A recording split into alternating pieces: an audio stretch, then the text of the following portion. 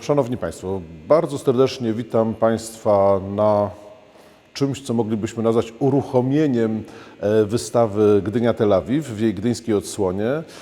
Okoliczności, które wszyscy znamy, na razie uniemożliwiają nam jej pełne udostępnienie publiczności, ale mamy nadzieję, że w tej formie w jakiś sposób zachęcimy Państwa do tego, żeby odwiedzić nasze muzeum wtedy, kiedy będzie to już możliwe. Wystawa jest naszą gdyńską wersją wystawy, którą część z Państwa być może miała już okazję widzieć. Wystawy organizowanej czy pokazywanej w Muzeum Historii Żydów Polskich Polin w Warszawie. Jest to rzeczywiście wspólne przedsięwzięcie obu naszych muzeów, Polin i Muzeum Miasta Gdyni. Odsłona warszawska była znacznie obszerniejsza i możliwości lokalowe, nazwijmy to tak, ale też i takie kwestie związane z kuchnią muzealniczą, możliwością uzyskania licencji, uzyskania zgód konserwatorskich na prezentowanie długotrwałe pewnych obiektów, które są delikatne, wrażliwe, szczególnie to dotyczy obiektów na papierze wykonanych, spowodowały, że z wielu bardzo interesujących, bardzo ciekawych zabytków musieliśmy tutaj w Gdyni zrezygnować, ale mamy nadzieję, że ta nasza gdyńska odsłona, która skupia się na jednym właściwie wątku tej gdyńsko-telawiwskiej paraleli, a więc na wątku architektonicznym, będzie na tyle interesująca, że to, co dla nas, przynajmniej z gdyńskiej perspektywy, było szczególnie ważne, czyli właśnie pokazanie tego, jak te dwa tak odległe miasta, w tak wydawałoby się różnych miejscach świata powstające, tak różne, mające zaplecze polityczne, społeczne, ekonomiczne, jak jednak wiele łączy, jak wiele elementów wspólnych odnajdziemy w nich i jak wiele przede wszystkim, i jeszcze raz powiem, to jest to, co nas głównie interesowało w architekturze obu tych miast, które rozwijały się przede wszystkim w latach 30. To był boom zarówno dla Tel Awiwu, jak i dla Gdyni. To wtedy właśnie te miasta w okresie międzywojennym zyskały ten swój charakterystyczny, nowoczesny wymiar. Jak te zjawiska oczywiście wynikały także z tego, co działo się wówczas na świecie w zakresie architektury w ogóle. I gdyńscy, i telawiwscy architekci doskonale orientowali się w nowościach, w nowych trendach, w tych obowiązujących wówczas w czołowych ośrodkach nowej architektury nurtach i z wielkim, jak sądzę, powodzeniem w obu tych miastach je stosowali.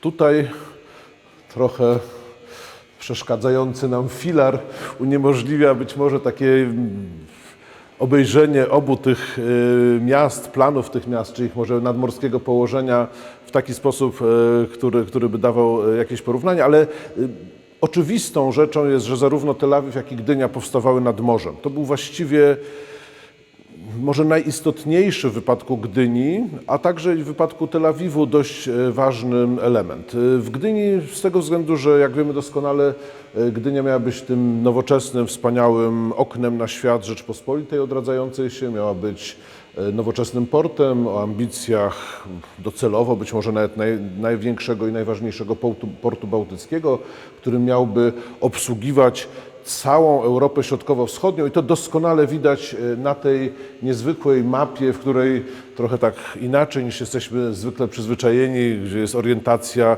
północ u góry, południe na dole. Tutaj tę orientację zmieniono po to, żeby jakby od strony morza, od strony Bałtyku pokazać, jak Gdynia w tym całym układzie geopolitycznym w gruncie rzeczy Europy Środkowej między Rosją, czy wtedy Związkiem Sowieckim, a Niemcami, jak Gdynia jest predestynowana do tego, żeby być właściwie portem docelowym, jeśli chodzi o tę całą północną część europejskiej ekonomii, jak to nazwijmy, Europy Środkowo-Wschodniej, dla nie tylko Polski, Warszawy, Łodzi, Krakowa, ale też dla Czechosłowacji, dla Rumunii, w ówczesnych planach nawet dla Wiednia, czy dla północnych części Jugosławii ówczesnej.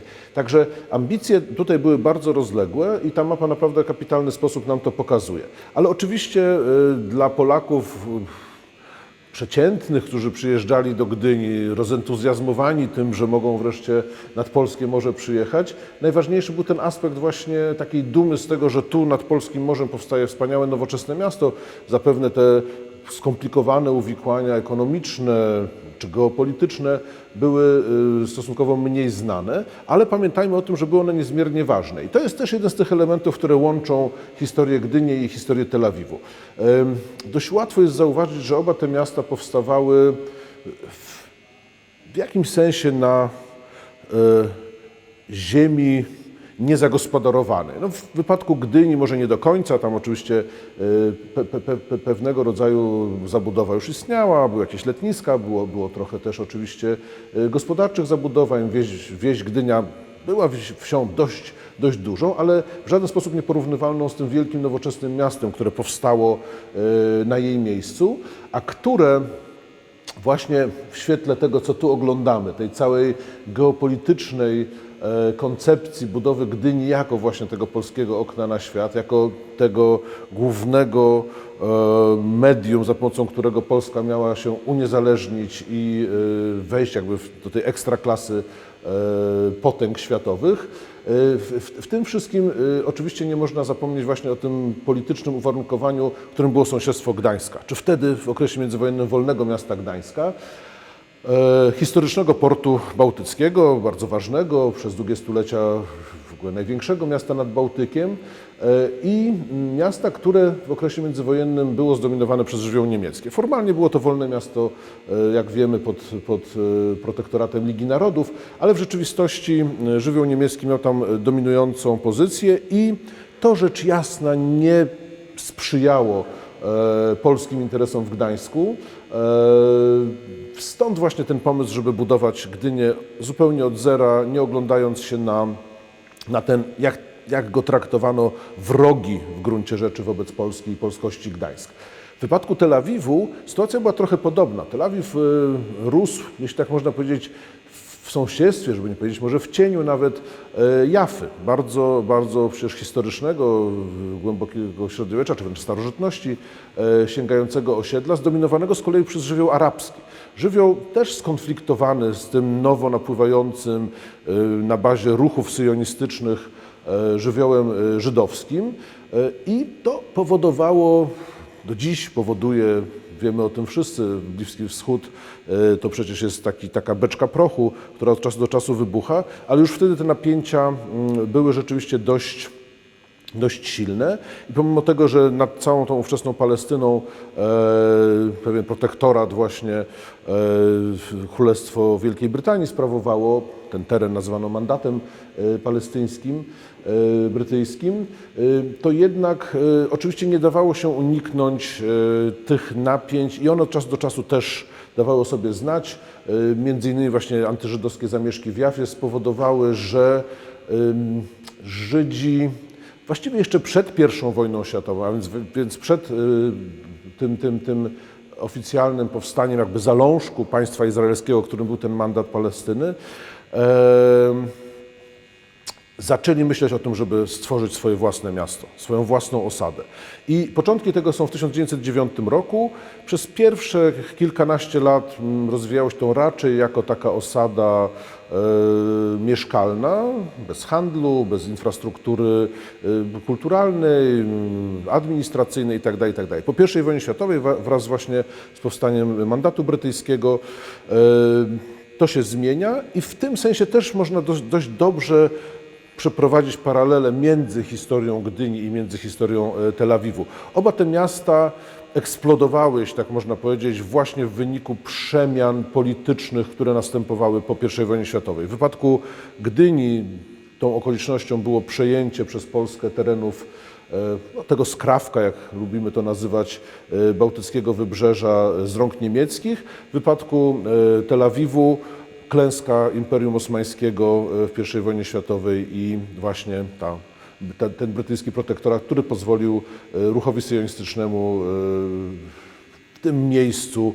zacząć tworzyć te pierwociny, jak wówczas chętnie mówiono, pierwszego żydowskiego miasta na świecie. Pamiętajmy o tym, że wielka część tych, którzy przyjeżdżali do Palestyny, tych, którzy właśnie odpowiadając na ten syjonistyczny apel o budowę tej żydowskiej ojczyzny, czy odbudowę na tych historycznych terenach żydowskiej ojczyzny, tam właśnie się wybierali, bardzo wielka część z nich pochodziła właśnie z Polski.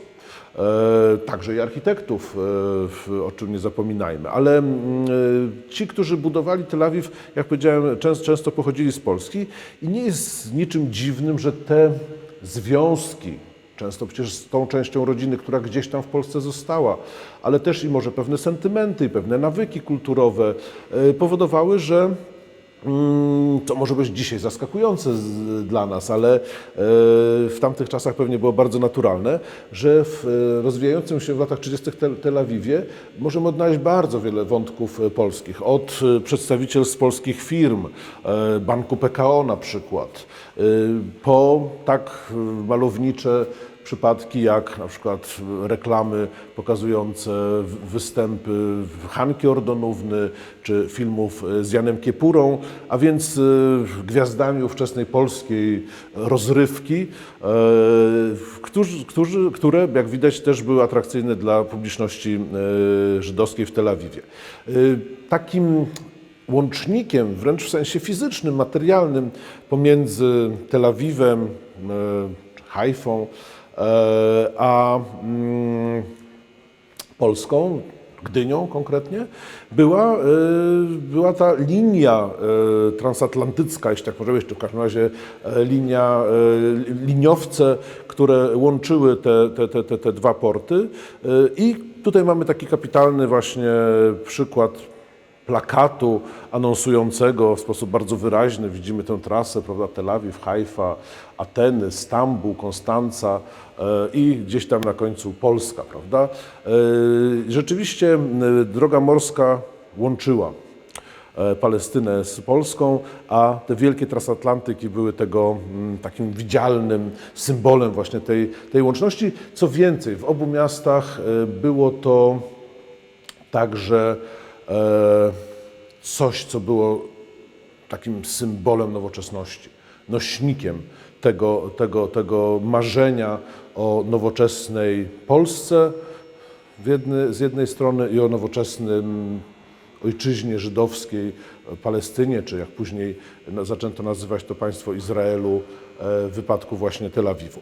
Więc ten wątek nowoczesności, który wcielały wówczas te wielkie transatlantyki na całym świecie, jest właśnie tym, który po raz kolejny łączy oba te miasta i znajduje także wyraz taki bardzo, myślę, sugestywny, wizualny na naszej wystawie w dziele, które zostało specjalnie na użytek tej wystawy, najpierw warszawskiej, a teraz także naszej, zaprojektowane, Maurycego Gomulickiego, Neon, a więc coś, co w sensie zastosowanej techniki jednoznacznie odnosi się do tych wizualnych narzędzi, które w okresie międzywojennym uznawane były za bardzo nowoczesne.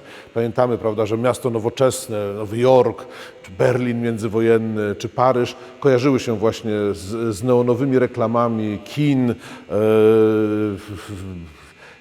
różnego rodzaju sal koncertowych, kasyn i tego wszystkiego, co z nowoczesnym życiem się wiązało. Więc tutaj wybór techniki z całą pewnością nie jest przypadkowy. Podobnie jak zupełnie oczywisty w świetle tego, o czym przed chwilą mówiliśmy, jest także wybór tego motywu. A właściwie trzeba powiedzieć motywów, prawda? Bo mamy dwa transatlantyki, dwa nowoczesne liniowce, które stoją na wodzie. Trudno powiedzieć, czy to jest Reda telawiwska, czy Reda Hajfy, może ściślej mówiąc, czy Reda Gdyni, ale, czy może jakakolwiek inna, ale w kontekście naszym oczywiście chcemy sobie to wyobrażać jako Redę taką właśnie albo gdyńską, albo telawiwską, albo właśnie tę śródziemnomorską. Ale drugim wątkiem jest to wschodzące słońce. symbol nadziei, nowego życia, prawda, jakiegoś światła, które towarzyszy właśnie tym procesom unowocześniania życia, unowocześniania świata. Dla obu państw, dla obu społeczności to było niezwykle ważne i myślę, że w tym miejscu warto parę słów o tym powiedzieć. To jest wątek, który bardzo wyraźnie pojawia się w tej myśli przewodniej, która towarzyszyła twórcom tej wystawy, przede wszystkim jej kuratorowi, panu Arturowi Tanikowskiemu, ale też profesorowi Andrzejowi Szczerskiemu, który był recenzentem, w jakimś sensie też brał udział w tych narodzinach tego pomysłu, którzy bardzo poważny nacisk kładą właśnie na tę paralelę, o której dotąd nie mówiliśmy, czy którą może ledwie sygnalizowałem. Mianowicie i dla Polski, i dla Palestyny, dla Żydów w Palestynie budowa tych dwóch miast była jednym z elementów jakby budowy w ogóle nowej tożsamości obu tych społeczności, polskiej i żydowskiej. I Polacy, i Żydzi, wiemy to doskonale, mieli bardzo trudną i złożoną historię. Ta historia Żydów trudna jest oczywiście o wiele dłuższa w czasie, ale rzeczywiście, jeżeli myślimy o ostatnich stuleciach, jeśli myślimy szczególnie o wieku XIX czy początkach wieku XX, to obie te społeczności miały rzeczywiście niezmiernie trudną sytuację, prawda? Żadna z nich nie dysponowała własną państwowością, nie dysponowała własnym wojskiem, własną armią, własnymi instytucjami, tym wszystkim, co tworzyło w wieku XIX nowoczesny świat. Nie zapominajmy, świat właściwie w jakimś sensie do dzisiaj, w którym my żyjemy, jest w ogromnej mierze dzieckiem tej XIX-wiecznej modernizacji. Z jednej strony rewolucji przemysłowej, z drugiej strony niesamowicie silnego państwa narodowego, nacjonalistycznego wręcz. Takie kraje jak Niemcy, Wielka Brytania, Francja, Belgia, prawda? Stany Zjednoczone pod koniec tego stulecia i wiele innych właśnie w wieku XIX stawały się nowoczesnymi państwami, wyposażonymi w nowoczesny przemysł, w nowoczesną strukturę organizacyjną, we własne instytucje, uczelnie, instytucje kulturalne. Wiele z tych krajów miało też przecież wymiar potęg kolonialnych, prawda? Nie zapominajmy o tym też aspekcie. To wszystko sprawia, że takie narody jak Polacy czy Żydzi, którzy w XIX wieku tych wszystkich rzeczy byli właściwie pozbawieni, bardzo głęboko odczuwały kompleks takiego zapóźnienia cywilizacyjnego. Czegoś takiego, co musiało być bardzo dotkliwe i bardzo doskwierać obu tym społecznościom, poczucie, że są jakimś takim ubogim krewnym tych wielkich, nowoczesnych państw, prawda, narodowych. I o tym musimy pamiętać, patrząc właśnie na ten niezwykły wysiłek cywilizacyjny, który obie społeczności próbowały w okresie międzywojennym, którego próbowały dokonać, a więc właśnie jakby przekucia tego wszystkiego, co dawne, stare, zamierzchłe, archaiczne, w jakiś nowy byt państwowy. Nie jest przypadkiem, że ruch syjonistyczny, który leży u podłoża przecież właśnie powstania Tel Awiwu, w ogromnej mierze związany był z ruchami lewicowymi. Także architekci, którzy budowali Tel Awiw, byli w ogromnej mierze właśnie związani z lewicą ideową, prawda, polityczną często nawet wręcz. W wypadku budowy Gdyni pewnie ta lewicowość nie była tak ważna, to jednak był przede wszystkim dość mocno kapitalistyczny konstrukt organizacyjny, ale nie ulega wątpliwości, że te marzenia o tym, żeby wykorzystać właśnie budowę miasta jako takiego wehikułu, jako jakiegoś takiego symbolu dla całego wręcz narodu, właśnie tej modernizacji, tej zmiany wzorca z jakiegoś takiego martyrologiczno-patriotycznego w sensie XIX-wiecznym w jakiś taki nowy rodzaj patriotyzmu, nowoczesnego, opartego na raczej sukcesie niż klęsce, prawda? W tym sensie myślę, że obie społeczności pozostawały w kręgu bardzo podobnych wyobrażeń i to jest coś, co, jak mówię, w naszej wystawie jest gdzieś właściwie tylko w tle, bo może się wydawać, że no, te budynki, które my pokazujemy tutaj na bardzo pięknych makietach, fotografiach archiwalnych, także fotografiach współczesnych, no, że one po prostu są budynkami, które powstawały po to, żeby zaspokoić takie czy inne potrzeby praktyczne, mieszkaniowe, biurowe, szkolne, przedszkolne i tak dalej, i tak dalej, i tak dalej. Ale pamiętajmy, że za tym wszystkim i w wypadku Gdyni, i w wypadku Tel Awiwu kryje się coś o wiele więcej, coś o wiele ważniejszego, coś o wiele głębszego i dla obu tych społeczności, jak powiedziałem, kluczowego. A więc marzenie o tej nowej rzeczywistości, o nowym otwarciu, w jakimś sensie o nowym człowieku. To jest słowo, które i w żydowskich, i w polskich tekstach w tamtym czasie przewija się dość często, także nawet na naszej wystawie jeden z cytatów Melchiora Wańkowicza, klasyka polskiego reportażu, też to określenie się pojawia. Więc jak powiedziałem, ten neon wydaje mi się, że w doskonały sposób wciela tę dwoistość, nowoczesność z jednej strony, ale z drugiej strony to odwołanie się do historii w takim celu jakby jej przezwyciężenia i stąd właśnie ten cały taki symbol nowego początku, jakim jest wschodzące słońce. Jasne, ze słońcem zawsze jest ten problem, że nie wiadomo, czy wschodzi, czy zachodzi. Nie rozmawiałem z artystą, znaczy w rzeczywistości wiemy, czy wschodzi, czy zachodzi. Na takich przedstawieniach wizualnych, zwłaszcza tak schematycznych, nie jest to pewnie do końca oczywiste, ale jak powiedziałem, nie miałem okazji rozmawiać z artystą, ale wydaje mi się, że w świetle tego, czym budowa Gdyni i czym budowa Tel Awiwu była, to interpretacja, wedle której to słońce wschodzi, jest zdecydowanie bardziej uprawniona. I spróbujmy teraz rzeczywiście spojrzeć, jak ten proces, który tutaj gdzieś zarysowałem, którego tło próbowałem zarysować, jak on się realizował już w konkretnej materii architektonicznej. Tutaj właściwie zaczynamy tę naszą opowieść od dwóch elementów.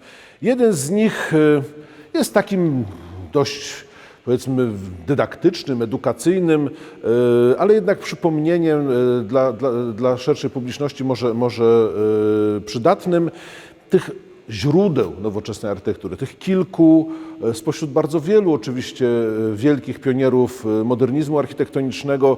Przywołujemy tutaj Waltera Gropiusa, twórcę Bauhausu, Ericha Mendelssohna, też wielkiego modernistę niemieckiego, o tyle ważnego dla naszej wystawy, że Mendelssohn z pochodzenia Żyd niemiecki, czy Niemiec żydowski, także projektował później w Palestynie. Le Corbusier, który był wzorcem właściwie dla całego ówczesnego pokolenia obok Bauhausu, o którym mówiliśmy i w którym to Bauhausie zresztą też wielu późniejszych projektantów Tel Awiwu zaczynało swoją karierę, czy uczyło się. Także i u Le Corbusiera praktykowali niektórzy z twórców Tel Awiwu. Auguste Perret jest tutaj przywołany jako jeden z tych, którzy próbowali łączyć nowoczesność z pewnym klasycznym językiem architektury europejskiej, a to jest wątek, który szczególnie dla Gdyni i końca lat 30. jest na pewno bardzo, bardzo istotny. Ta próba połączenia tego, co nowoczesne z tym, co ponadczasowe. I wreszcie Adolf Loos i Frank Lloyd Wright, którzy może już tak bezpośrednio nie oddziaływali w Gdyni i w Tel Awiwie, jak ci, których tutaj dotąd przywoływaliśmy, ale którzy rzeczywiście też są bardzo istotni jako tacy pionierzy tego nowego języka architektonicznego i czasami nawet w zaskakujący sposób pewne odniesienia do ich twórczości możemy znaleźć w projektach także przynajmniej gdyńskich, do Loosa też i w Izraelu czy w Tel Awiwie, w Gdyni willa hrabiny Łosiowej na przykład jest takim zaskakującym, dość mocno rajtowskim ukłonem. Więc tutaj te takie różnego rodzaju nurty poprzedzające czy fundamentalne w gruncie rzeczy dla powstania tego języka nowoczesnej architektury i Gdyni, i Tel Awiwu w ten sposób tutaj sygnalizujemy. Ale po drugiej stronie mamy coś, co wydaje mi się w takim niezwykłym skrócie, o ile tutaj, jak mówię, trzeba wejść w teksty, prawda, trzeba poczytać, zastanowić się może, w jaki sposób właśnie to, co w latach 30. w Tel Awiwie i w Gdyni budowano, łączy się z tą tradycją modernizmu od początku właściwie XX wieku już realizowaną. O tyle tutaj właściwie operujemy obrazami. 3 bardzo, moim zdaniem, wyrazistymi, spektakularnymi obrazami, które świetnie dokumentują ówczesne dążenie do właśnie takiej nowoczesności, do spektakularnego, wizualnego jakby zamknięcia tego procesu modernizacji w medium, które dla tamtych czasów jest wyjątkowo charakterystyczne i było dla szerokiej publiczności wręcz wcieleniem właśnie modernizmu czy nowoczesności, nowego świata. Tym medium był fotomontaż. Sama fotografia była już medium dość dawno znanym oczywiście wtedy, od około 100 lat, ale fotomontaż łączący ze sobą w dynamiczny, zaskakujący, często nierealny w sensie przestrzennym sposób różnego rodzaju elementy, pozwalający na zderzanie różnych elementów, na kondensowanie rzeczywistości, tak jak w tym wypadku gdyńskiej pocztówki, która właśnie w takiej fotomontażowej formie pokazuje kilka obiektów modernistycznych w Gdyni zderzonych ze sobą w takim zupełnie nowym układzie, w realnej rzeczywistości niewystępującym, więc to doskonale obrazuje właśnie tę fascynację tym takim nowym językiem. To samo odnajdujemy w podobnym nieco fotomontażu ukazującym z kolei telawiwskie przejawy modernistycznej architektury i tak jak w wypadku gdyńskiego fotomontażu, tak i tutaj widzimy właśnie takie zestawienie obiektów, które w realnej przestrzeni w różnych miejscach się znajdują. A pomiędzy tymi 2, gdyńskim i telawiwskim fotomontażami, mamy fotomontaż artysty zresztą związanego dość mocno z Gdynią, Jana Marii Brzeskiego. Wstęp do wystawy, do tej części architektonicznej właściwie jakby od razu sytuuje nas w samym sercu tego problemu, czyli w tym marzeniu o nowej architekturze jako części nowej rzeczywistości, nowego świata, o czym już mówiliśmy. I teraz spróbujmy przyjrzeć się pod tym kątem dziełu nigdy nie zrealizowanemu, ale w jakimś sensie legendarnemu w dziejach polskiej sztuki, polskiej architektury, a już na pewno zupełnie niesamowicie ważnemu dla takiej modernistycznej tradycji Gdyni.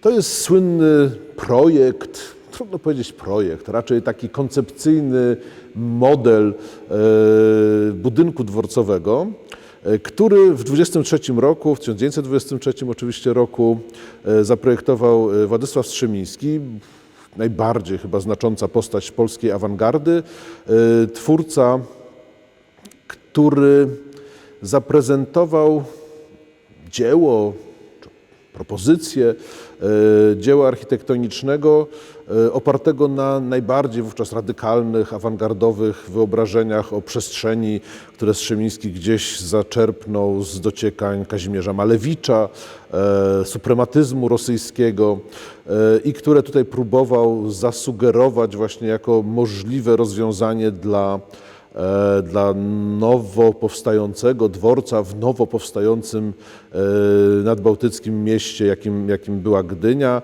która wtedy dopiero właściwie w 1923 roku stawiała takie pierwsze kroki, ale o której już wiadomo było, że gdzieś docelowo pewnie będzie się rozwijać i która w związku z tym będzie potrzebować takiego nowoczesnego dworca kolejowego. Jak powiedziałem, nigdy to nie zostało zrealizowane, prawdę mówiąc pewnie żadnej szansy na to nie było. Raczej pewnie trzeba traktować ten projekt Strzemińskiego jako pewnego rodzaju manifestację artystyczną, manifestację ideową, która, jak powiedziałem, uzyskała taki status legendarny w jakiejś mierze właśnie ze względu na radykalizm swojej formy. Bardzo ciekawą rzeczą jest, jak rzeczywiście wyglądał zbudowany w połowie lat 20. dworzec gdyński, ale o tym będzie jeszcze okazja powiedzieć, kiedy przeniesiemy się do następnej naszej sali, w której właśnie będziemy pokazywać takie rozwiązania architektoniczne, które właściwie można powiedzieć, że stały w opozycji do tego, co w 1923 roku zaproponował Władysław Strzemiński. A mianowicie architekturę, nazwijmy ją tak, tradycyjną. I to jest kolejna rzecz, która bardzo dobrze łączy dzieje architektoniczne Tel Awiwu i Gdyni. W obu tych miastach, jeżeli spojrzymy na pierwsze lata, powiedziałbym nawet pierwszą dekadę właściwie po I wojnie światowej, a na pewno pierwszych kilka lat po I wojnie światowej, w obu tych miastach zdecydowanie dominują formy tradycyjne. Jakkolwiek mówiliśmy już o tym, Strzemiński, do którego raz jeszcze się odwołam, jest doskonałym na to przykładem. Awangarda już w początku lat 20.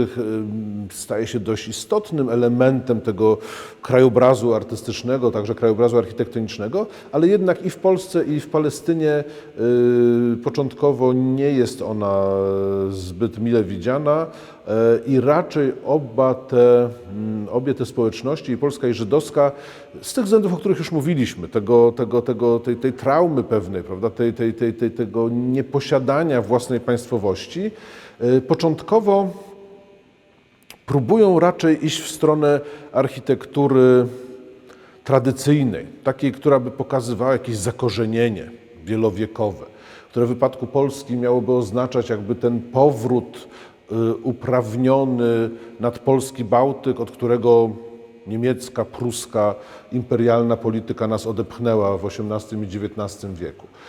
I ten powrót zaznaczano przez bardzo chętne nawiązania, bardzo chętnie podejmowane nawiązania do architektury dworkowej, architektury polskiego renesansu czy polskiego baroku.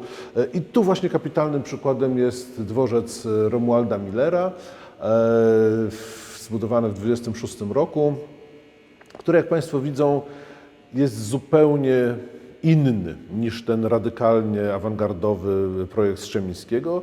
Jest to coś, co na gruncie gdyńskim, na tym bałtyckim brzegu próbuje odtworzyć jakąś domniemaną tradycję polskości. Prawda? To jest taka wizja jakby XVII-wiecznej architektury prowincjonalnej w Polsce, żywcem jakby wyjęta z rysunków Stanisława Noakowskiego, który takie właśnie fantazje na temat tej dawnej polskiej architektury w bardzo spektakularny sposób tworzył na papierze, a tutaj ona właściwie jakby została zmaterializowana w postaci tego bardzo malowniczego, ale przecież żadną miarą nie awangardowego budynku. Inny znakomity gdyński przykład to kościół Najświętszej Marii Panny przy ulicy Świętojańskiej. W przeciwieństwie do dworca, który został zburzony w czasie wojny, ten kościół do dziś można oglądać w Gdyni, w którym podobnie widzimy właśnie te formy narodowe, takie neobarokowe, prawda? Właśnie nawiązujące do czasów, kiedy gdzieś tam ten katolicyzm jezuicki na przykład, prawda, ale w ogóle XVI-XVII wieczny w Polsce pozostawiał na prowincji niezliczone zupełnie tego rodzaju skromne, barokowe kościółki. I tutaj jest to też taka próba odtworzenia pewnej historii, której nigdy w tym miejscu nie było, ale która mogłaby być i którą próbowano jakby włożyć w to miejsce jako zaczyn tej nowej polskiej społeczności nad Bałtykiem, rodzącej się właśnie z tej kaszubskiej, rdzennej ludności i tej coraz bardziej masowo napływającej z różnych stron kraju ludności polskiej, dla której ten rodzaj architektury kościelnej był po prostu swojski, był przyswojony, był przyjazny, był znajomy, prawda? Zupełnie inne formy odnajdujemy w tym, co widać pod spodem, a więc z kolei zrealizowanym w Tel Awiwie projekcie synagogi. I formy są w ewidentny sposób inne, prawda, orientalne, z kopułą, odwołujące się gdzieś do tradycji bizantyjskiej albo nawet w tym kontekście bliskowschodnim można powiedzieć lokalnej architektury islamu z tymi właśnie charakterystycznymi dla meczetu kopułami. Więc, jak mówię, formy zupełnie inne niż ten neobarok katolicki gdzieś tutaj w Gdyni, ale sposób myślenia podobny. Dajmy ludziom coś, co jest dla nich zrozumiałe, coś, co kojarzy im się z przeszłością. A w wypadku architektury synagogalnej, która rozwijała się w wieku XIX, przede wszystkim w formach takich monumentalnych, to była właśnie architektura odwołująca się do wzorów orientalnych, dlatego że tak to sobie wyobrażano w XIX wieku i niezliczone tego przykłady w synagogach powstających w Niemczech, Austrii, na Węgrzech, w Polsce czy w wielu innych krajach europejskich. Mamy właśnie dowody na to, że właśnie tę architekturę bliskowschodnią, architekturę Orientu uważano za odpowiednią dla architektury synagogalnej. I stąd w takich oczywiście unowocześnionych, uproszczonych formach, ale jednak to odwołanie do tradycji tutaj jest też czytelne. Te odwołania widzimy w szeregu budynków powstających w końcu lat, powiedzmy do końca lat 20. i w Tel Awiwie, i w Gdyni. I dopiero gdzieś właśnie na przełomie lat 20. i 30. w obu tych miastach ten radykalny modernizm zaczyna zyskiwać może nie monopol, bo tak pewnie nie należało powiedzieć, ale zdecydowaną przewagę i rzeczywiście już od końca lat 20. budynków radykalnie nowoczesnych w obu miastach gwałtownie przybywa i właściwie nasza wystawa w dalszej swojej części głównie właśnie przygląda się temu fenomenowi. Przygląda się temu, jakie obiekty nowoczesne powstały w Tel Awiwie, w Gdyni, co je łączy, co je też może różni. I może właśnie ta ściana tutaj wyklejona obiektami zarówno z Tel Awiwu, jak i z Gdyni jest takim dowodem na z jednej strony te podobieństwa, prawda? Często może nawet trudno byłoby zorientować się, które z tych zdjęć są z Tel Awiwu, a które są z Gdyni. No owszem, jak widzimy palmę, to nie mamy problemu, prawda? Ale w innych wypadkach może to już być bardziej nieoczywiste. Natomiast to, co dzieli, jest tutaj też widoczne i może od tego zacznijmy. Jakkolwiek, jak powiedziałem, oba miasta powstawały już w ramach tej nowoczesnej formacji i oczywiście podejmowały te wątki, które wspominani już Gropius, Le Corbusier, Mendelssohn realizowali wcześniej w latach 20. w takich może bardziej eksperymentalnych wydaniach. W latach 30. stawało się to już pewnego rodzaju normą i oczywiście właśnie pewne wyokrąglone narożniki zaczerpnięte od Mendelssohna, okna wstęgowe, przeszklenia, redukcja ornamentu, często wręcz do zera, prawda, płaskie dachy. To są wszystko rzeczy, które łączą zarówno gdyńskie, jak i telawiwskie obiekty. Ale jak powiedziałem, są też różnice i one wynikają przede wszystkim jednak z odmiennego klimatu. Gdynia, miasto na północy Europy, w którym słońca jednak zbyt wiele nie ma, stawiała na takie dość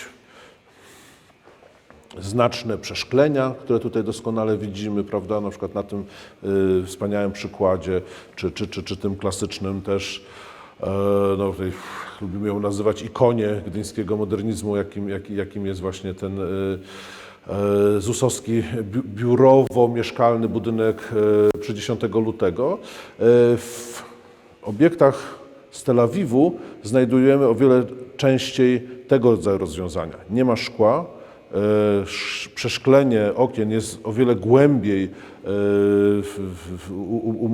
umocowane czy zamontowane w budynku, w ścianach, a przed lico właściwego budynku są wyrzucone, tak jak w tym, czy w wielu innych wypadkach, takie głębokie lodże, zacieniające, łamiące światło, łamiące słońce, łamiące dopływ tego światła tego słońca do wnętrza, bo tego słońca tam z kolei było zbyt wiele, prawda? Więc taka czysto wynikająca z odmienności położenia obu tych miast różnica, ale jak powiedziałem, to dopiero właściwie w rzucie człowiek zaczyna te różnice dostrzegać, prawda? Myślę, że jednak dominuje to poczucie pewnej wspólnoty stylistycznej, formalnej, ideowej pomiędzy architekturą Gdyni i Tel Awiwu. Jeżeli mówimy o tej ideowej wspólnocie, to na pewno warto podkreślić to, że w obu miastach silny był nurt architektury społecznej, budownictwa społecznego.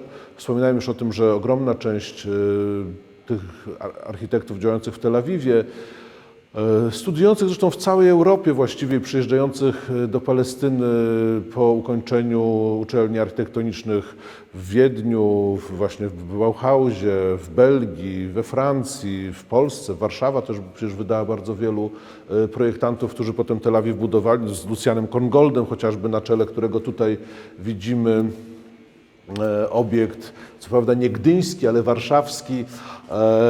Na takim obrazie, o tym też dotąd nie mówiliśmy, a to też jeden z ważnych elementów naszej wystawy, obrazy Marii Kissner, która w taki właśnie współczesny sposób przetransponowała jej zdaniem jakoś szczególnie intrygujące, szczególnie charakterystyczne obiekty modernizmu polskiego, głównie gdyńskiego, ale jak widzimy także i warszawskiego oraz właśnie tego telawiwskiego, pokazując ich taką genetyczną jakąś wspólnotę. Ale wracając do postaci Luciana Korngolda, niezwykle interesującego architekta, polskiego architekta żydowskiego pochodzenia, który przez jakiś czas działał w Tel Awiwie, zostawił tam przynajmniej dwa niezwykle ciekawe projekty, a potem jak te burze przełomu lat 30. i 40. zaczęły opanowywać świat, wyjechał do Ameryki Południowej i tam też stworzył bardzo interesujące dzieła architektoniczne, co oczywiście jest takim wcieleniem trochę losu i żydowskiego, i w jakimś sensie polskiego, i w ogóle może losu człowieka w wieku XX. Więc Korngold jest na pewno tutaj bardzo znamienną postacią łączącą tę społeczność polską, żydowską, architekturę polską i architekturę żydowską. Ale jak mówię, tutaj tych związków jest znacznie więcej i to poczucie takiej wspólnoty pewnych pomysłów, pewnych wyobrażeń przejawia się właśnie między innymi w tym, tutaj wracam do tego wątku, który zarzuciłem, w takim społecznym myśleniu o architekturze, prawda? Ci lewicujący architekci Tel Awiwu, budujący no właśnie w taki sposób, żeby zwykły człowiek mógł w porządnych warunkach zamieszkać i przedsięwzięcia o podobnym bardzo podglebiu ideowym w postaci na przykład Towarzystwa Budowy Osiedli Gdyńskiego, gdzie też chodziło właśnie o taką nowoczesną, prostą, ale higieniczną zabudowę mieszkaniową właśnie dla szerszych mas, nie tylko te luksusowe kamienice śródmieścia, no, z których do dzisiaj w Gdyni jesteśmy dumni i które są pewnie bardziej czytelne, bo są położone w śródmieściu,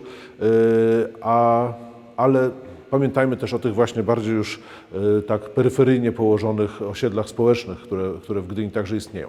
Jeżeli mówimy o tej kwestii położenia centralnego, peryferyjnego, to i w wypadku Gdyni, i bardziej chyba jeszcze w wypadku Tel Awiwu, pewnym fenomenem jest to, że architektura modernizmu w obu tych miastach zajmuje centrum, zajmuje śródmieście.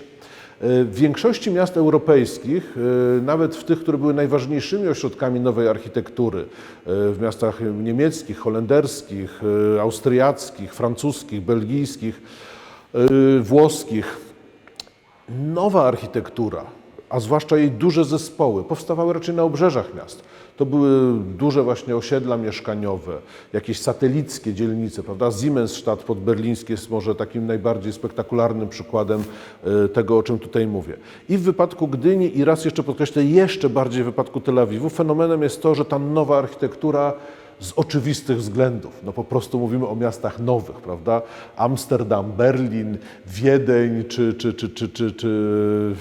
Bruksela to były miasta, które powstawały wiele stuleci wcześniej. Ich zabudowa śródmiejska była już bardzo ustabilizowana, pełna wspaniałej architektury XVII, XVIII, XIX wiecznej, którą trudno przecież było nagle burzyć i zastępować architekturą nowoczesną. Stąd ta obecność właśnie na obrzeżach miast nowej architektury. W przypadku Gdyni i Tel Awiwu oczywiście to historyczne uwarunkowanie nie istniało i z tego właśnie względu te miasta są tak interesujące. Właśnie dlatego, że to śródmieścia tych miast, same centra tych miast są tutaj właśnie doskonałym przykładem tej nowoczesności, czasami radykalnej nowoczesności, jak właśnie na przykładzie tego niezwykle spektakularnego, niezwykle charakterystycznego placu w Tel Awiwie, placu Ziny Dizenhof.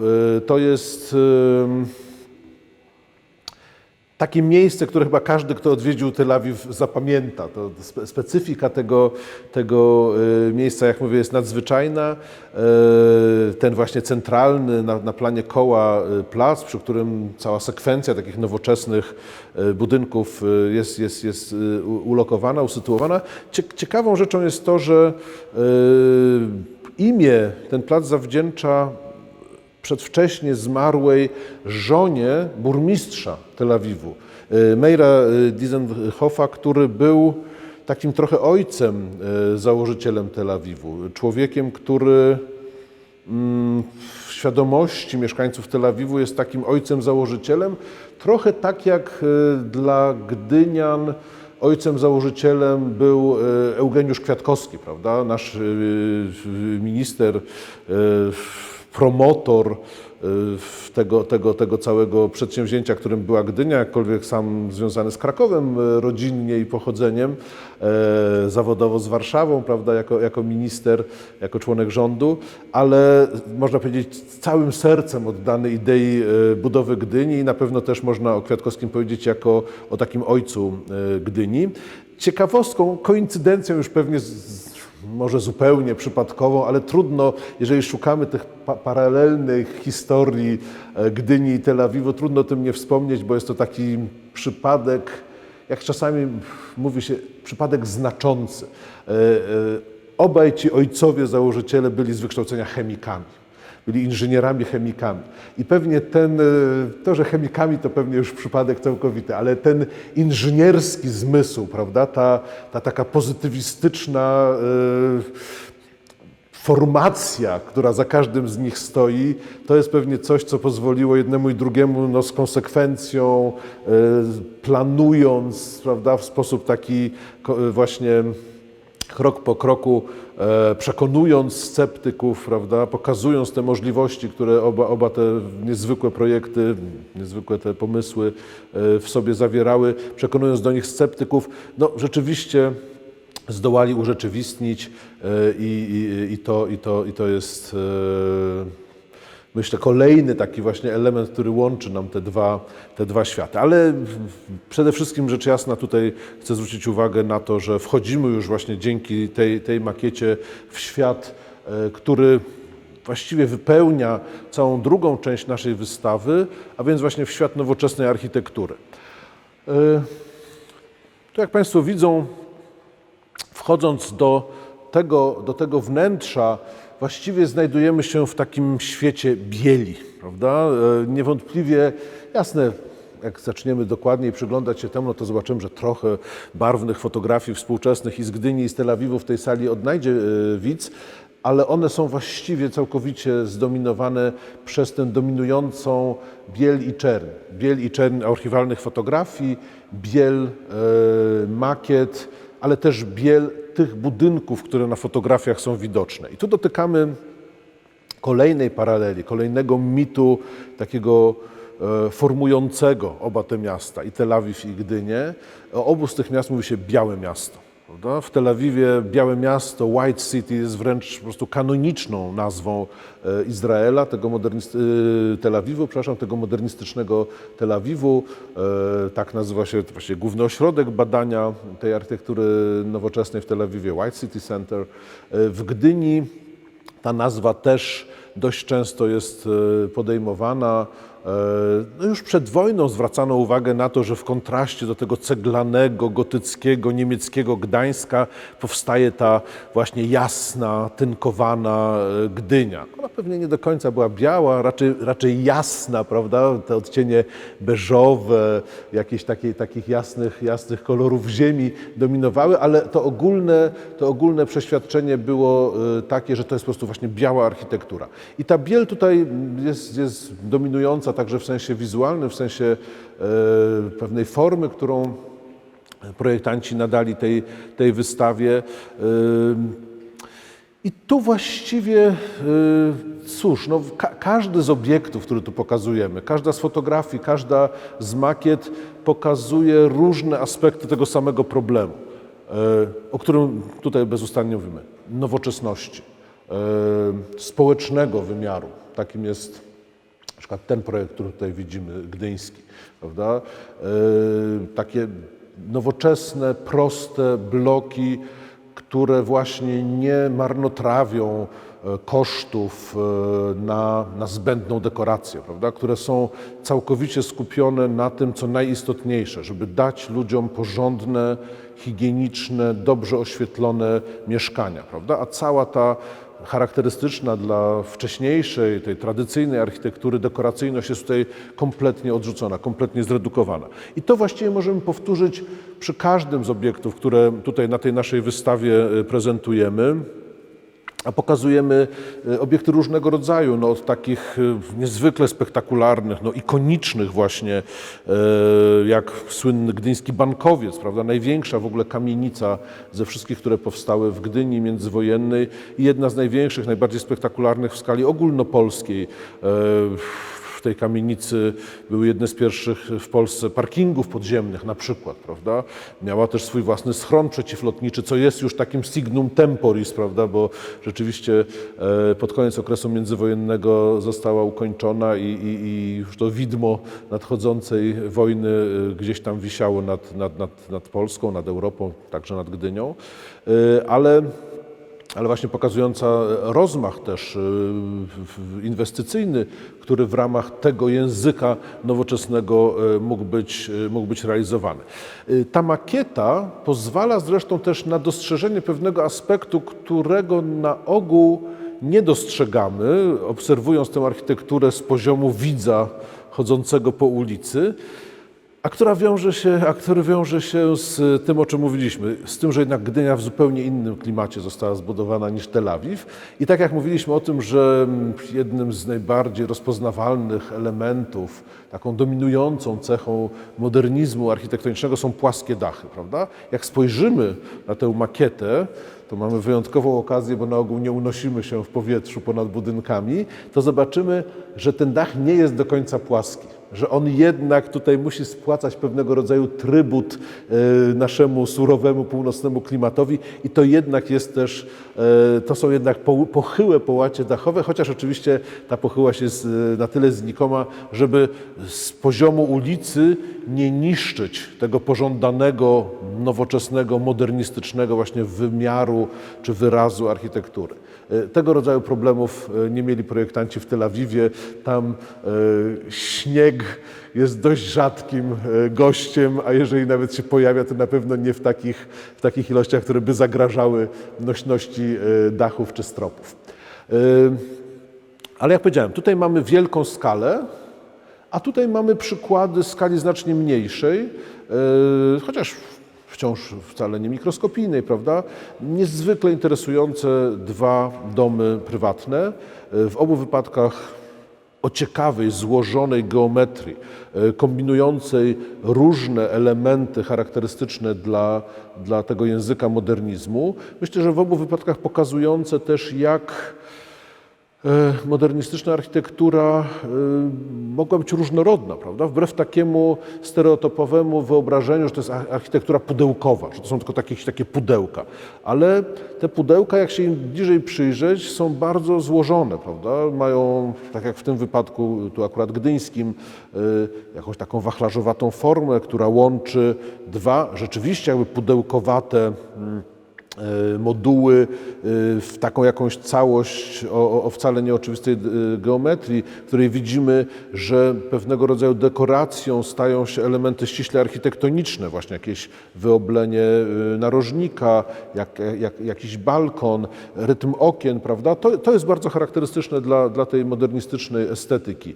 Nie szukamy, czy nie szukali ówcześni projektanci dekoracyjności czy piękna właśnie w detalu jakimś, takim historyzującym mniej lub bardziej, a nawet jeżeli nowoczesnym, to też dość niechętnie po niego sięgano. Raczej skupiano się właśnie na takiej estetycznej,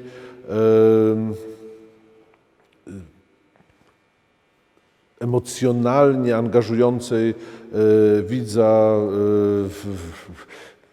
retoryce właśnie języka architektonicznego, prawda? Czegoś takiego, co samo w sobie dla wyrafinowanego oka znawcy jest pociągające, co nie potrzebuje dodatkowego jakiegoś podkreślania za pomocą właśnie tego nadmiaru jakiejś dekoracji. W obu tych wypadkach myślę, że to jest dobrze czytelne, ale równocześnie raz jeszcze chcę podkreślić, myślę, że oba te wypadki, oba te przykłady, i ten telawiwski, i ten gdyński, pokazują nam właśnie też możliwości tej nowej architektury, jej złożoność, wcale nie taką prostą pudełkowość, którą tej architekturze często się zarzuca. Nie chciałbym, żeby to też brzmiała jakaś taka apologia, że tutaj staję teraz w obronie architektury modernistycznej i że podzielam wszystkie jej bardzo często w latach 20. i 30. przecież utopijne pomysły. Nie w tym rzecz. Oczywiście architektura nowoczesna ma też swoje mielizny i ma też swoje ślepe uliczki. Natomiast na pewno, jeżeli mówimy o okresie międzywojennym, jeżeli mówimy o Tel Awiwie, jeżeli mówimy o Gdyni, to trzeba pamiętać o tym, że dla ówczesnych projektantów, dla ówczesnych inwestorów to był ten język, który właśnie wyrażał tego takiego spektakularnego ducha, energii, nowego życia, nowości i także na pewno w Gdyni, ale myślę, że i w niektórych wypadkach w Tel Awiwie ducha przedsiębiorczości, prawda? Takiego amerykańskiego trochę mitu, polegania na samym sobie, prawda? To jest tutaj bardzo myślę czytelne. I kontynuując ten wątek nowoczesnej architektury, przyjrzyjmy się już może bez jakichś szczegółowych komentarzy kilku innym obiektom, które tutaj w formie makiet, jeszcze raz powiem, w moim przekonaniu znakomitych makiet, to na pewno jest jedna z tych wielkich zalet naszej wystawy. Ja niezmiernie się cieszę. No, na pewno jest tak, nie jestem obiektywny, historycy architektury pewnie w ogóle kochają makiety, ale mam nadzieję, że i dla publiczności makieta jest czymś takim, co pozwala w taki dość namacalny sposób zmierzyć się z materią architektoniczną, prawda? Często jest tak, że język projektów architektonicznych jest dość hermetyczny, prawda? Z sekwencji różnych rysunków laik nie zawsze jest w stanie zbudować takiego obiektu realnego.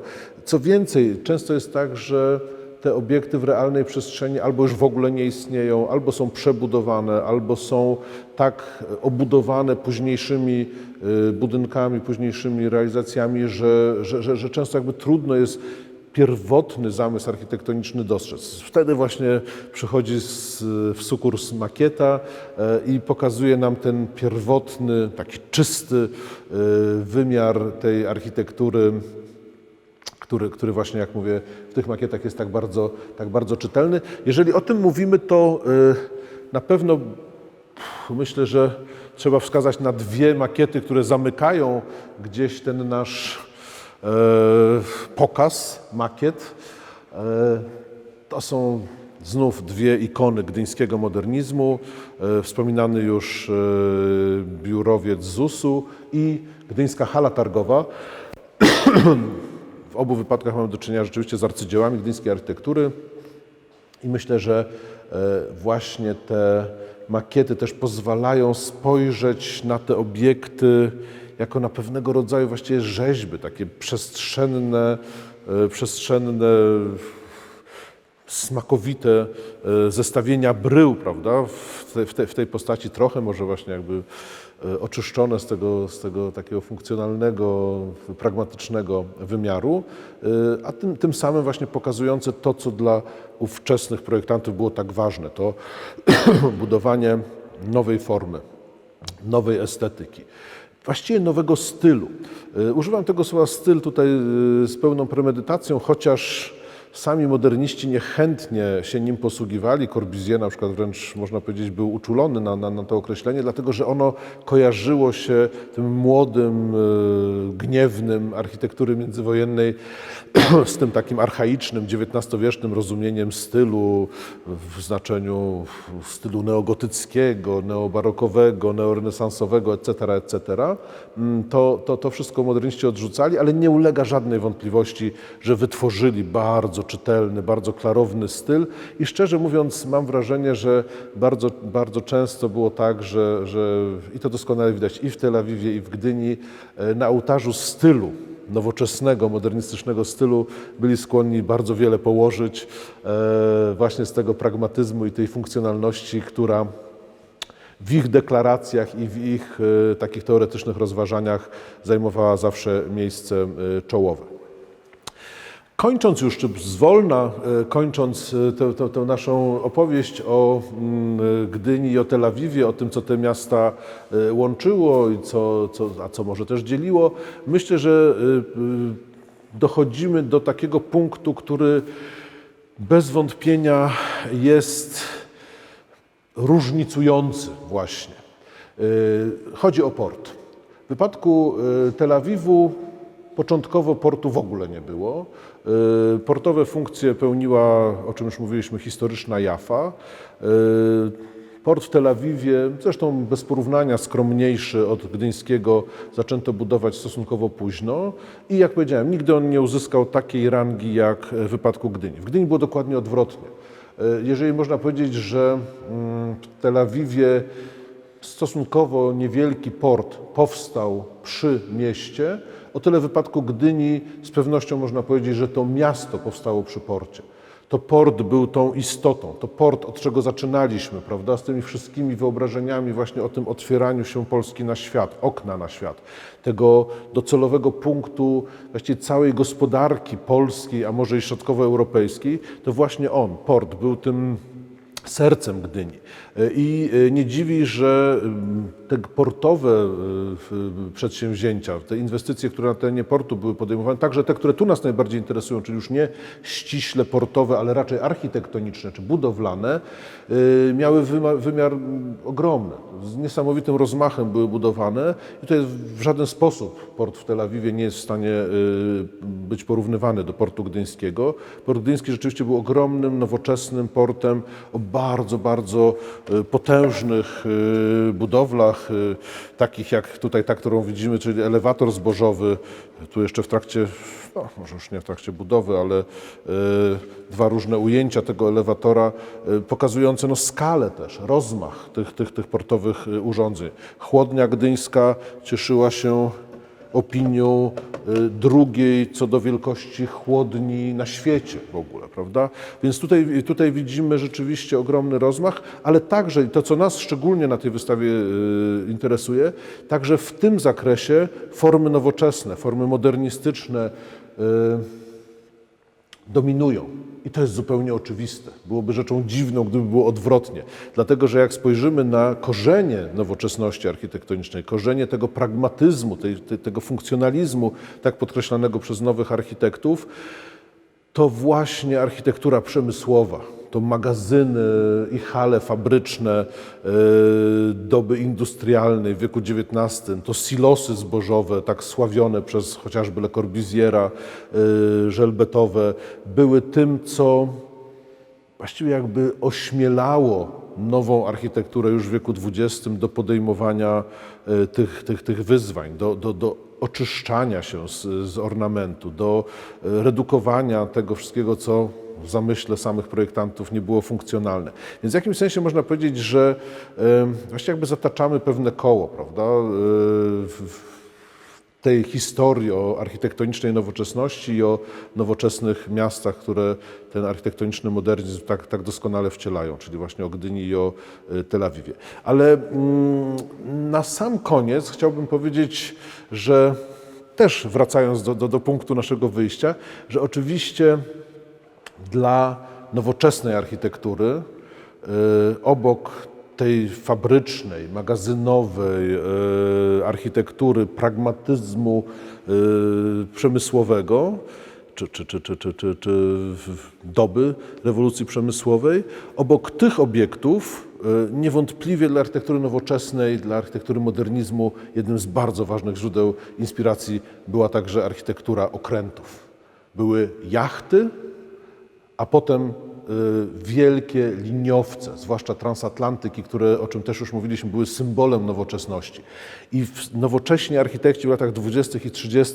lubowali się wręcz w takim przywoływaniu aluzji okrętowych, łącznie na przykład z tymi charakterystycznymi okrągłymi oknami, które są wprost właściwie jakby wywiedzione z bulaja okrętowego. Lubowali się w tych aluzjach, nawet w miejscach, które były bardzo odległe od morza. Znajdziemy takie aluzje okrętowe i w Antwerpii, i w Katowicach, i w Belgradzie, prawda? I w wielu innych miastach europejskich, które w latach 30. właśnie zyskiwały tę na znaczną skalę kreowaną architekturę nowoczesną i w których te okrętowe aluzje, mostki kapitańskie, właśnie te okrągłe okna, same bryły architektoniczne, tak jak oglądany przez nas tutaj przecież ten biurowiec ZUS-u, one właśnie wyglądają jak jakiś ogromny okręt płynący, czy statek płynący przez miasto jak po wodzie, prawda? To wszystko, jak powiedziałem, odczytujemy w wielu miejscach na świecie, wszędzie tam, gdzie ten architektoniczny modernizm zawitał, a w latach 20., a szczególnie 30. rzeczywiście był on już bardzo rozpowszechniony, właściwie chyba na wszystkich kontynentach możemy wówczas powiedzieć, ale i to może niech będzie puentą tego naszego spotkania, ale szczególnie uprawnione te skojarzenia właśnie nowoczesności, architektury statków, modernizmu, nowego świata, nowego początku, szczególnie uprawnione oczywiście są w takich miastach jak Gdynia i Tel Awiw, które są nad morzem położone i w których ten związek właśnie z morzem jako czymś, co otwiera, prawda, co pozwala komunikować się z resztą świata, jest szczególnie ważne. I już na sam koniec powiem, że oczywiście i tutaj są podobieństwa, ale i tutaj są różnice. O ile morze dla Żydów w Palestynie było tym wehikułem, czy tą przestrzenią, dzięki której statkami Żydzi z diaspory, z całego świata mogli przybywać do tej ziemi świętej, do tego Erec Israel, prawda, do tej kolebki żydowskiej państwowości, żydowskiego narodu, o tyle w Gdyni właściwie kierunek był odwrotny. To ten naród, który zupełnie inaczej niż Żydzi był narodem przywiązanym do ziemi, do jednego miejsca, gdzie od pokoleń, prawda, inaczej niż Żydzi, przerzucani z miejsca na miejsce, wypędzani, prawda, znów gdzieś odbudowujący to swoje życie i w związku z tym rozrzuceni po całym świecie i jak mówię, szukający tego gniazda rodzinnego, to jak mówię, w Polsce było zupełnie odwrotnie. Tam Polacy mieszkali w tych swoich wsiach, gdzieś tam na Podolu czy w Kieleckim od pokoleń, prawda? Oni byli jakby przywiązani do tej ziemi, do tego gruntu. Polska była takim mało mobilnym krajem i tu odwrotnie. Morze, dostęp do morza, port miał być uruchomieniem tego kierunku na zewnątrz, tej ekspansji, nie powrotu. Bo Polacy byli u siebie, prawda? Mimo tego, że własnego państwa nie mieli, w przeciwieństwie do Żydów, którzy rzeczywiście byli rozproszeni po całym świecie, ale właśnie odwrotnie, tej szansy, którą dawało morze jako wehikuł nowoczesności, jako wehikuł nowego państwa, nowego typu państwowości, nowego typu patriotyzmu, nowego typu narodu, który próbowano gdzieś tam w tym wszystkim wykuć. I ta metafora okna na świat, tego miejsca, z którego można wypłynąć i właściwie dopłynąć wszędzie, którym otwiera się każda możliwość, każda droga, prawda? To jest to, co tutaj w Gdyni jest decydujące. Więc jak mówię, liczne podobieństwa, ale też rzecz jasna pewne różnice. Tak czy inaczej myślę, że zaprezentowanie tych dwóch miast, tych takich żywotów równoległych trochę, tak po pliniuszowsku mówiąc, to jest coś, co wydaje mi się, że po prostu czekało na to, żeby wreszcie to uczynić i ogromnie się cieszę, że wraz z Muzeum Polin udało nam się to przedsięwzięcie doprowadzić do szczęśliwego końca. I może na koniec jeszcze tylko taka anegdota. Opowiadał mi kiedyś kolega wiele lat temu, że przyjechał do niego znajomy z Izraela, właśnie z Tel Awiwu. Jakiś artysta wizualny, który tutaj jakiś projekt z twórcami tutaj właśnie w Trójmieście wspólnie realizował. No i tak z moim kolegą tutaj chodzą po Gdyni i chyba gdzieś właśnie Aleją Piłsudskiego, schodząc w dół w stronę morza, mijając te nowoczesne, białe, modernistyczne budynki, zaczęli przechodzić dalej w kierunku właśnie takiego miejsca, które gdynianie na pewno kojarzą, jak się tak jakby pochyla Aleja Piłsudskiego w stronę morza i nagle jakby otwiera się morze, prawda? Taki widok na morze, ten horyzont jakoś zaskakująco wysoko nam się pojawia i ten kolega tak spojrzał i mówi: mój Boże, poczułem się jak w domu, prawda? I myślę, że ta anegdota sprzed lat pokazuje, że to nie jest coś, co jest jakąś wydumaną paralelą przez naukowców, prawda? Że jest to coś, co rzeczywiście, myślę, że dojmujący sposób dla każdego, kto z Gdyni jedzie do Tel Awiwu, czy z Tel Awiwu przybywa do Gdyni, jest w jakiś oczywisty sposób odczuwalnym. Mamy, powiem tak, wielką nadzieję, że ta wystawa, takie są też plany, zawita i do Tel Awiwu i wtedy z kolei publiczność izraelska będzie mogła skonfrontować się też z tą opowieścią, którą tutaj Państwu próbowałem przedstawić. Bardzo serdecznie dziękuję.